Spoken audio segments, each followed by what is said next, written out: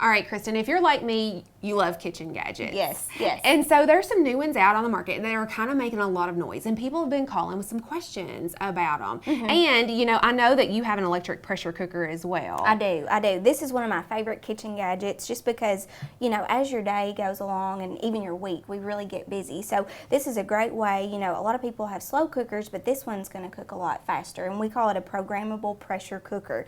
So it's really handy for like cooking meats and things like that in half the time, or maybe even just really less than that. So, Absolutely. So it's really handy for that, and it's a great way that you can cut your cooking time in half. Right. So I know it's a lot of people's new best friend is the Yes. electric pressure cooker. And it's not a new technology. We've used pressure cookers for a long time for canning and Just stovetop ones. Right. But this one seems to be nice because it takes some of the thinking out of it. You stick it in there, you push the program, and then it does it for you. So cuts down 30% of cooking time.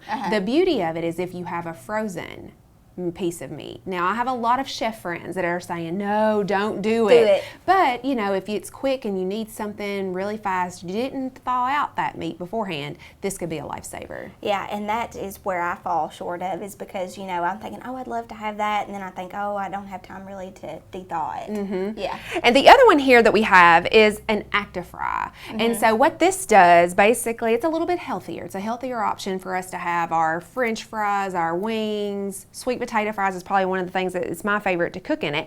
But it has a pan here that we put all the vegetables or chicken or whatever we're going to cook in here, but it only takes about 1 teaspoon to 1 tablespoon of oil. So instead of deep frying fries or deep frying chicken wings or something like that, we can put them in this, and this kind of comes apart. Right. And so this, we can wash all this, and then you just stick it in here, turn on your dial, and this fries. I was going to say, and it's got even a spot to set your temperature depending on what temperature that you need it to cook at. Absolutely, because with sweet potato fries, it takes a little bit longer to cook. Yes. But so we can turn it up at a higher heat and really get some of that crispiness. When you bake things, sometimes you just don't get that crispiness that you would get with a deep fryer. Well, that's what we can achieve here by turning the temperature up, putting it in there, and then maybe turning it down a little bit to kind of finish them off. But a great tool to have. And this, there's some tips and tricks to use this. Some people are scared of it, but really don't be scared because it's very easy to use. Just make sure you read your manual. Yes. Because each one of them are a little bit different.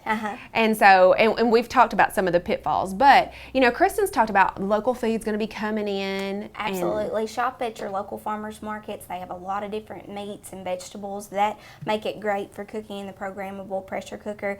I know that my mom and I use it a lot for sweet potatoes, and that's a nice potato because it's got a lot of beta carotene and things like that for you.